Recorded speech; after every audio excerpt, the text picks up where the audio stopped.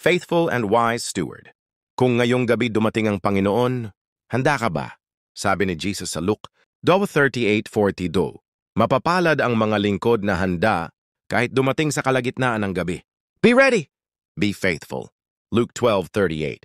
Ang ikalawa at ikatlong pagpupuyat ay mga oras na hindi inaasahan. Ganito rin ang pagbabalik ni Jesus. Hindi natin alam ang araw at oras.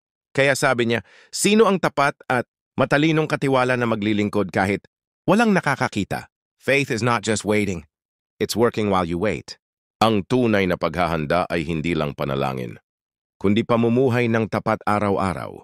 Kasi kapag dumating si Jesus at nakita kang handa, may gantimpalang nakalaan para sa'yo. Blessed are the ready. Luke 12:42.